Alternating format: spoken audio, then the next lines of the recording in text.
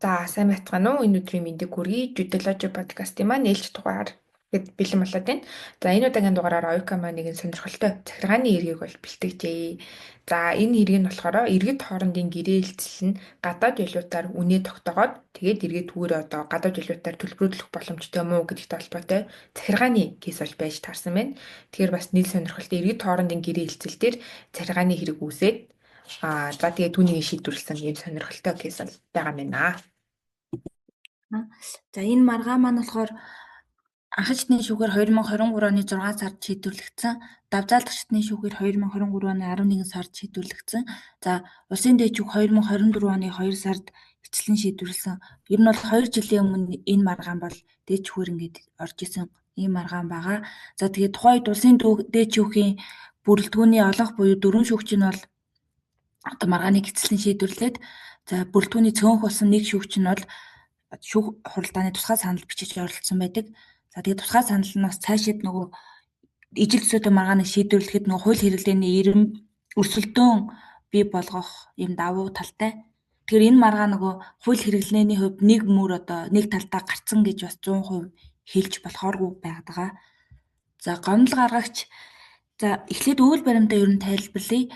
За нэг талаас бол худалдагч нөгөө талаас худалдаа авахч гэсэн ийм хоёр тал үйл хөдлөх хөрөнгө худалдаа авах гэрээ байгуулсан. За энэхүү гэрээний худалдагч нь бол иргэн байгаа. За худалдаа авахч нь бол гадаад хөрөнгө оруулалттай хуулийн этгээд байсан. За энэ хоёр маань үйл хөдлөх хөрөнгийг одоо зөвхөн нэг удаа л байгуулж байгаа энэ гэрээгээ. За энэ гэрээ нь болохоор гэрээний дагуу одоо үйл хөдлөх хөрөнгийнхөө 1 м квадратын үнийг нь 4,000 ам.доллараар за нийт бол 2,29,840,000 ам.долларын одоо үнийн дүн бүхий үйл хөдлөх хөрөнгийн юм гэрээ байсан байгаа. За тэгээд талууд гэрээний төлбөрөө бол төгрөг тэгээд ам.доллар гэж хольж ер нь бол хийгээд хэд хэдэн одоо үе шаттай төлбөрөө төлөөд ингэхдээ бол юм доллараар бас тодорхой хэмжээний төлөлтүүд хийгдсэн байдаг юм билэ. За тэгээд энэ нөхцөл байдлыг санхүүгийн зохицуулах хорооны улсын байцаагчаас хяналт шалгалт явуулаад за энэ нь одоо талуудын байгуулсан гэрээ хилцлийг ам.доллараар байгуулсан нь ам.доллараар байгуулад за төлбөрийг бас ам.доллараар гүйцэтгэсэн нь одоо төлбөр тооцоог үндэсний мөнгөнд тэмдэгдэхээр гүйцэтгэх тухай хууль зөрчсөн байна гэж үзээд зөрчлийг хэрэг үүсгээд за ингэхдээ худалдагч буюу одоо иргэнийг нь 4 сая төгрөгөөр за худалдаа авахч буюу хуулийн этгээдийг нь 40 сая төгрөгөөр тус торгосон байдаг. За тэгээд энэ нь болохоор за төлбөр тооцоог үндэсний мөнгөнд тэмдэгдэхээр гүйцэтгэх тухай хуулийг зөрчсөн гэж үзэж байгаа. Тэгэхээр тэр хууль дээр ямар зохицуулт байдаг вэ гэхээр бараа ажил үйлчилгээний үнийг Монгол улсын нутаг дэвсгэрт зөвхөн үндэсний мөнгөнд тэмдэгдэхээр илэрхийлж түүгээр төлбөр тооцоог гүйцэтгэх ба за тэгээ хууль заасаас бусад тохиолдолд Монгол банкны аль биесны зөвшөөрлгүйгээр энэ гадаад валютаар үн тогтоох төлбөр тооцоог гүйцэтгэх зардал нь зөрчлөхийг хориглоно гэсэн ийм залт байдаг.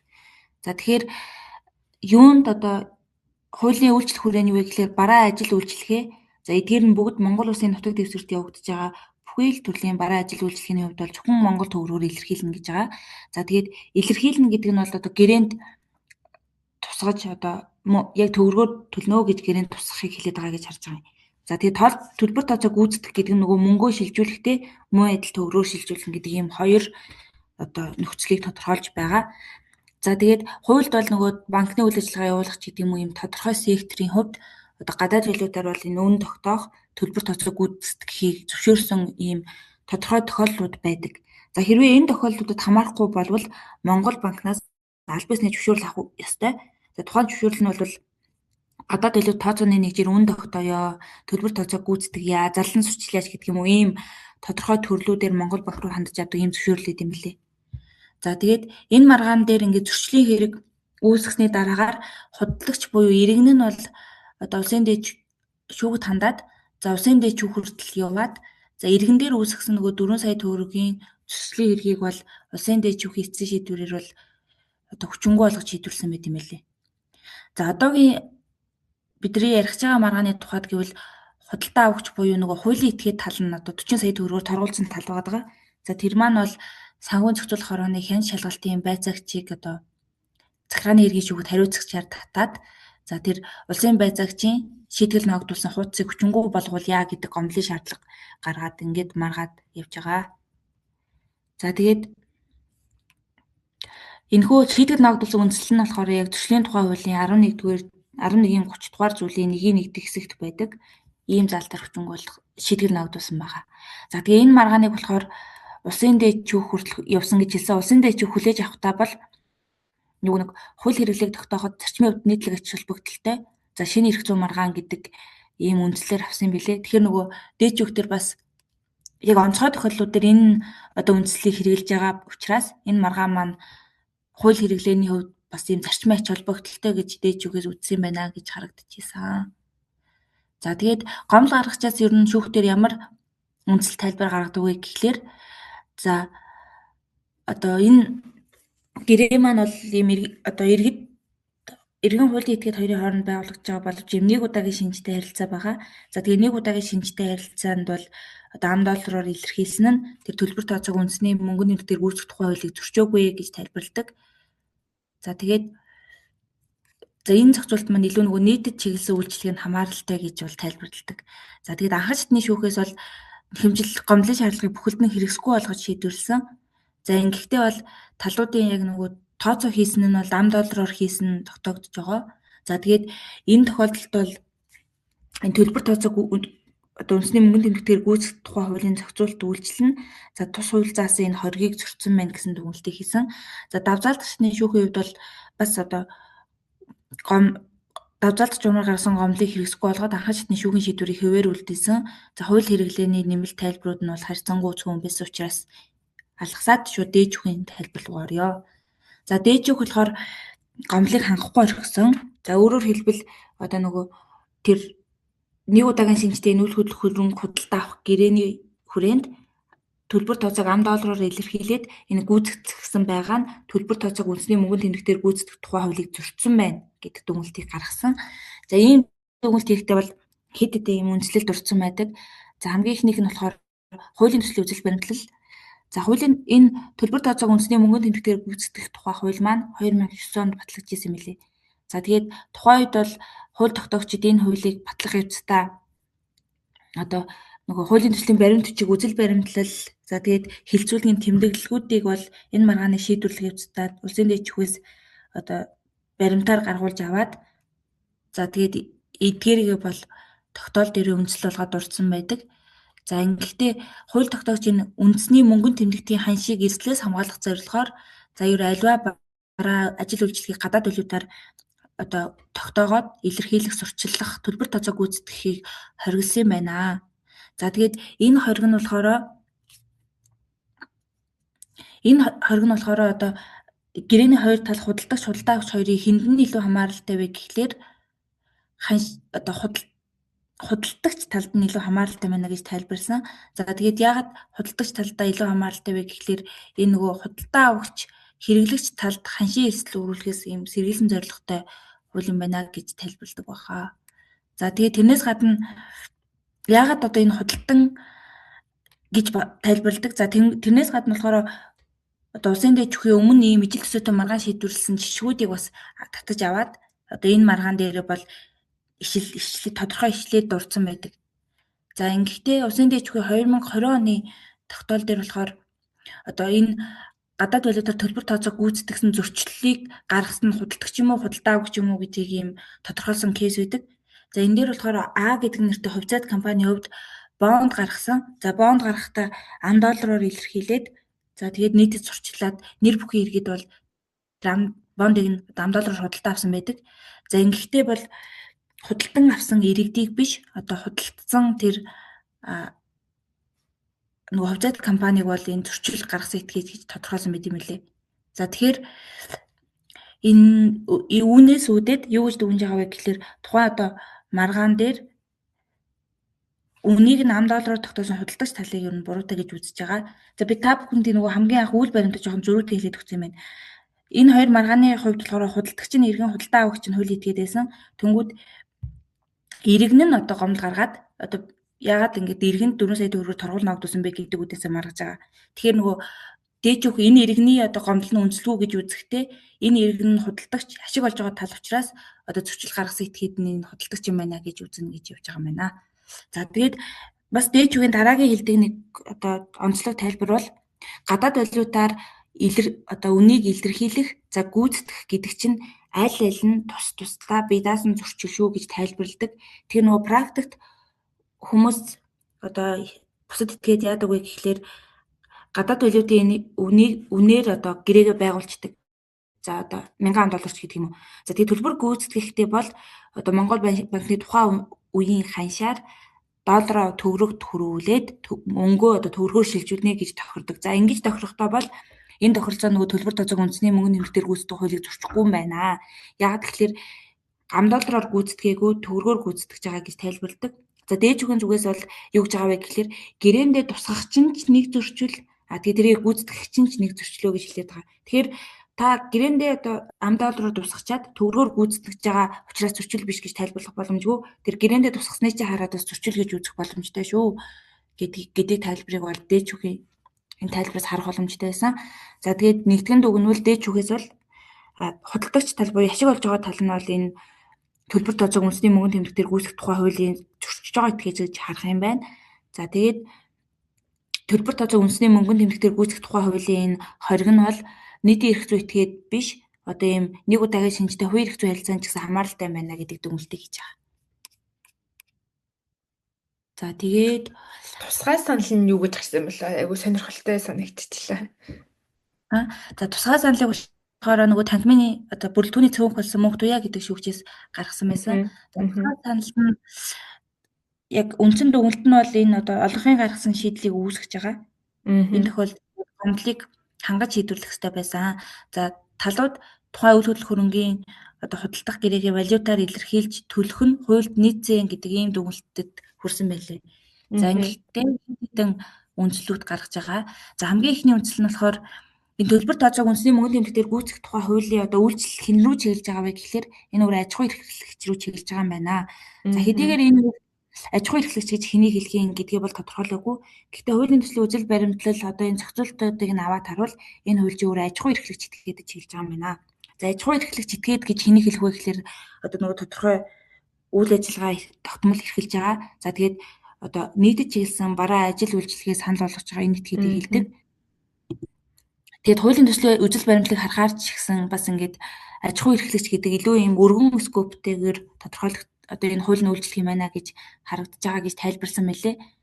Тэгэд хуулийн зохицуулалт дотроо юу гэдэг вэ гэхээр одоо тусгай тохиолдолд бол за банк гэдэг юм тодорхой этгээдүүдийн хувьд бол ингээд чөлөөтэй одоо валютыг ингээд хэрэглэж болж байгаа. Тэгээд эдгээрээс бусад тохиолдолд гадаад валют хэрэглэх шаардлага гарч байгаа бол Монгол банкнаас зөвшөөрөл авах хэрэгтэй. За тэнгүүд энэ тусгай санал бичсэн шүүгч маань юу гэж байгаа вэ гэхлээр иргэд хооронд одоо нэг удаагийн жижиг ч юм уу ялэмгүй ийм гүйлгээ бүр дээр Монгол банкнаас зөвшөөрөл аавна гэж байхгүй.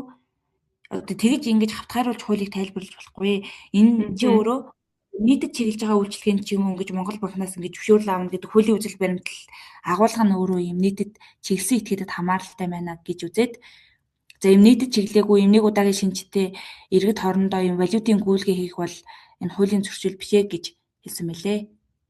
За тэгээд энийг ихтэй сарн анхаарахгүй бол айгүй эрсдэлтэй тий иргэд хооронд одоо хүн хоорондоо бол одоо гэрээг бол одоо валютаар бол хийж л байгаа билгүү дээ гадуур тий тэр болгоны очиод ингээл эн чин мөнгөний мэтэр авах хэрэгтэй гэж торгоод байдаг харилцаа олж явж чадахгүй байгаа ер нь бол тэр болгон дээр тий тэгэхээр нөх хуулийн хэрэгжилтийг тэгж өргөн хүрээнд өөрсдөө ч хангаж чадахгүй л баг л та.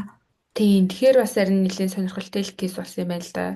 Надад тусгай саналнаас айгүй сонирхолтой санагдлаа. Нэлээд үндэслэл бүхий өөрийнхөө үндэслэлийг тайлбарлаад тэгээд ер нь энэ удаагийн бид хэдийн усын дэвжүүд гарч байгаа дүгнэлт чинь нөгөө хууль хэрэглээний нэгдмүүлэх гэдэг чиг үүрэгтэй нийцсэнгүү гэдэг өрөө харагдаг юмсан юм биш үү тий.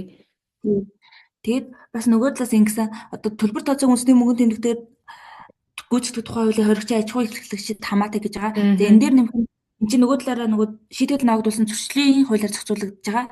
Тэнгүүд зөрчлийн хууль чи өөрөө бас ингээд нийтийн эрх зүйд шийтгэл оногдуулах одоо зорилготой нийтээр зөвшөөрсөн зан сутгууны хэм хэмжээг зөрчүүл шийтгэл наагдуулнаа гэж байгаа юм билий.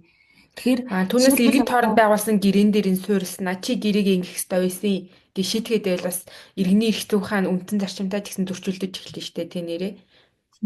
Тэнгүүдээ одоо ийм жишээ авсан байгаа байхгүй юу? Хүмүүс ингээд нус цэрээ ингээд гадаа хаявал энэ маань өөрөө нийт эрх зүйн зөрчил болоод зөрчил нагдуулж байгаа шүү дээ. Гэтэл хүн төлбөрөө одоо нуцрээ хаяул ингээд тэрийг нь зөрчил гэж барьж авдаггүй шүү дээ. Аа. Яг тэр зөрчлийн эрх зүй харилцаа чинь нийтээр одоо хүлээмжшүүлсэн зан сутганы хэмжээг зөрчсөн нийтийн ашиг сонирхлыг хөндөд байгаа юм руу зөрчил ногдуулдаг. Тэрнээс Аа. нийтийн ашиг сонирхолд ингээд бодит одоо аюул занал илэрхийлээгүй байхад тэрийг ингээд зөрчил гэж барьж аваа шийдэгдэх юм аа гэтгсэн л. Зөв зөв бас сонирхолтой санагдлаа. Энэ нөгөө валютаар илэрхийлэхдээ одоо иргэний кейсүүдийг харж байхад тэгэл иргэний шүүх мөхтөр явж идэг ч гэсэн кейсүүдийг за ерөн зүгээр практикаа харахад ер нь аль валютаар илэрхийлсэн гэрээ хэлцэл бол зөндөөл явдаг штэ тий. Одоо яхаарахгүй Монгол улсад хоёулын явуулж байгаа үйл ажиллагаа ч гэсэн магадгүй нэг нь нөгөө гадаадад одоо юу гэдэг чинь толгой компанитай эсвэл одоо үндсэн үйл ажиллагаагийн толгойлдог менежмент хэсгийн толгойтой эсвэл энд ямар нэгэн франчайз шийдэг ч юм уу. Гэхдээ зөндөө компаниуд л ер нь үйл ажиллагааныхаа одоо үн үйлчилгээг гадаад валют доллар моллор нэтрэгээр илэрхийлэл явж харагддгийн үндсэн яг энэ зохицуулалт нь ямар хүрээнд хэрэгжих яг зөвхөн нэг удаагийн тохиоллын шинжтэй дээр юм уу эсвэл заавал үйлчлэгээ үзүүлж байгаа аж ахуйн нэгж нь өөрөө үйлчлэгийг үзүүлэхтэй гэдэг юм уу тэр харилцаа тодорхой болохгүй болвол хууль хэрэглэн ч гэсэн бас яг үндэ яг тогтцсон юм шиг бол надад санагдсангүй маргааны сонсож байгаа хэвчээд. Тийм багц. Тэгээд практикт ингэдэм шиг билээ. Хүмүүс одоо нөгөө гэрэн дээр бол ингээ гадаад валют гэж бичдэг. За энэ гэрээний нийт үнийн дүн бол 5,000 юм уу. Тэнгүүтээ яг төлбөр төлөхдөө дандаа төгрөгөөр шууд хөрвүүлж төлөөд идэг. Тэнгүүд одоо тэр нөгөө төгрөгийн гүйлгээ хийж байгаа учраас хянах боломжгүй хууль тогтоогч одоо энэ хууль хэрэгжүүлэх зүгт хянаж чадахгүй. Ямар тохиолдолд энэ зөрчлийг мэдээд байгаа вэ гэхлээр үнэхээр гадаад валютаар гүйлгээ хийсэн тохиолдолд олж мэдээд байгаа юм шиг байна. Тэгээд дээжиг тайлбарлахдаа бол одоо гэрээндээ тусах чинь ч зөрчил одоо валютаар нөгөө шилжүүлэх хийх чинь ч зөрчил гэж хэлээд байгаа. Гэхдээ яг үүндээ гэрээндээ тусгаж байгаа тэр зөрчлийг бол бас өөртөө хэн чадахгүй л харагдаад байгаа юм л та. Одоо ингэж өргөн тайлбарлаж байгаа бол тэгээд нөгөө талаас гэтээ энэ маргаан биш нөгөө суур асуудлаас хоёр талтай юм шиг байгаа. Одоо жишээл Монгол төгрөгийг одоо гадаад валютаар хийж байгаа арилжааны тоо хэмжээ нэмэгдээд илүү өргөн хүрээнд хэрэгэлдэг болчвол Монгол төгрөгийн одоо үнцний үнэлэмж илүү буураад ирнэ. Тэгэхээр нөгөө үндэсний аюулгүй байдал бас халгаатай гэх юм уу? Үндэсний мөнгөнд тэмдэгтийн хүч сулраад ирэхээр одоо үндэсний аюулгүй байдал халгаатай учраас энэ хуулийн зохицуулалт нь ингээд энэ төлбөр тооцоог үндэсний мөнгөнд тэмдэгтээр гүйцэтгэх гэдэг хууль байгаагийн зорилго нь тэр юм шиг байл. Нэг талаараас угаасаа тэр нь зүг бах тий. Гэхдээ ямар хэмжээнд буюу яг ямар харилцаанд вэ гэдгийг тодорхойлохгүй бол хууль хэрэглээнд саяны шийдвэрээс юу нь бол надад бас нэлээ өргөн бас нэлээд тодорхойгүй л зүйл шиг санагдлаа яг үнэндээ бол. Тийм нөгөө бүхэл харилцаан дээр одоо чи өвтө хоёр нэг $5 бутал худалдаж авахар байсан чи орох хэвээр юм шиг $5 төлж болохгүй за гэрээндээ туслахаас гадна төлж болохгүй юм шиг л ер нь дүгнэлт хийсэн юм ба штэ тий энэ дэр бол гэхдээ тэр чинь одоо яг энэ хууль хэрэглээний зорилго буюу саяны хуулийнх нь битүүрний $5 бутал худалдлаа. За тэр гэрэн дээрээ $5 биччихлээ. Гэхдээ тэр бол яг үндэсний одоо мөнгөнд тэмдэгтээ хаашид шууд нөлөөлөх үг гэвлүүгүй шүү дээ тий. Харин тэрний оронд би $5-оор 5,000 гутал зарыг явъя л да. Магадгүй тэр бол одоо энэ хуулиар зохицуулагдах байсан байж магадгүй гэж миний зүгээр хувь бодол байна л да. Харин яг нөгөө нийтэд чиглэсэн одоо бараа ажил үйлчлэгээ санал болгоод байна уу гэдэг нь амар чухал байгаа байхгүй юу? Харин яг хөө дахиад ийм кейсүүд зөндөө гарах байхаа. Ер нь энэ хууль хэрэглээ нь шууд тогтцсон гэхээсээ илүү ямар ч яг хөө ингээ кейс бай кейс явж байгаа юм байна. Дараагийн кейсүүд дээрээс ямар шууд дүгнэлт гарч ирэх юм те гэдгээс бас нэлийн болох юм болов уу гэж би бодоод байна.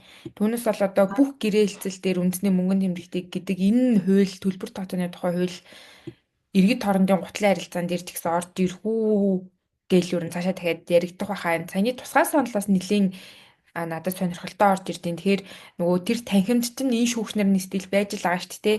Тийм болохоор магадгүй одоо дараагийн нөгөө шүүх бүрэлдэхүүн солигдох чинь надаас нэгэн тухайн хэрэг хэрхэн шийдвэрлэх тэгэхээр ер нь нөлөөлнө дөө тий өөр үзэл бодолтой хүмүүс орж ирэнгүүт тэнгууд магадгүй энэ тусгай саналтай адил бодолтой жишээлбэл шүүх зэрэг дамгаалчих юм бол магадгүй энэ төрлийн кейсээс арай өөрөөр шийдэгдэх боломжтой болчих жоох юм шиг л надад ер нь тийм бодлол төрлөөлдөө.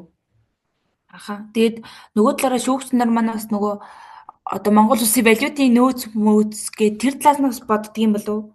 Тэгээд за энэ шийдвэр дээр бид нар ингээд энэ хууль зөрчөөгүйгээд тайлбарлжвал бас ингээд автгарч иж магадгүй гэж харддаг юм болов уу? Яг нөгөө зөвхөн хууль зүйн зарчим биш давхар өөр юмнууд бас ингээд харгалзаж үзээд Бас Аа. олонх нь ингэж үзсэн болов уу гэж бодсон. Төв төв. Тэгээд За ямар ч энэ болохоор сонирхолтой хэсэллээ. тий захиргааны танхим дээр ер нь бол нэг ингэж гарч ирж байгаа. Тэнгүүд нөгөө талаар одоо иргэний хэрэгүүд бас одоо иргэний хэрэгүүдээр бол яг хоёр компани ч юм уу хоорондоо маргаж байгаа шүү дээ тий. Аа. Тэнгүүд иргэний хэрэгүүд дээр жишээлбэл хоёр компани одоо тодорхой нөгөө бараа ажил үйлчлэгээ худалдаа авах ч юм уу энэ явцдаа гэрээний валюта гадаад валютаар тогтооцсон. Тэгээд Аа. хохирол мохирол тооцдог ч юм уу яг шууд агуулга нь бол өөр харилцаанууд дээр суурилсан байгаа. За тэгээ шүүхтэр Аа. явж байгаа нэг хэмжлийн шаардлага нь юу гэж орж ирж байгаа вэ гэхээр за энэ гэрээний үнийг гадаад валютаар тогтоосон нь төлсөн нь ч юм уу төлбөр тооцоог үндэсний мөнгөний тгсээр гүйцэтгэх тухай хууль зөрчсөнийг тогтоож өгнө үү гэд давхар ингээд нөгөө хэмжлийн шаардлага дээр хавсаргаад явуулж байгаа байхгүй юу? Аа. Тэгэд иргэний шүүхтэр бол ер нь ерөөсөө хууль зөрчсөн гэж дүгнэхгүй одоо захиргааны шүүхийн шууд эсрэгээр Аа. тэр чинь ингэж тогтоосон ч ерөөсөө хууль зөрчөөгүй байх гэж яваад байгаа байхгүй юу? Тэгэхээр Аа. иргэн болон захиргааны шүүхүүд хоорондоо салбар эрх зүй хоорондоо юм хууль хэрэглээний зөрүү гараад байгаа юм лээ. Харин иргэний шүүх бол тэр бол энэ бол одоо талуудын гэрээний тохиролцоо бол гээл шууд өгнөд байгаа х тий ер нь. Тий. Төв төв. Тэгэхээр энэ нэг харин нэг тийшээ болох хэвээр сонирхолтой л кейс юм байна. Ер нь энэ кейсээр ингэж зогсохгүй хаа тий. Кейс болгоно нэр л ер нь өөр өөр хэрэгүүд яригадаад өөр өөр тохиолдлууд яригадаад явах юм байна гэж бодлоо. Харин энэ бас судалгаа хийвэл гоё сэдв байгааз. Тийм байна, тийм байна.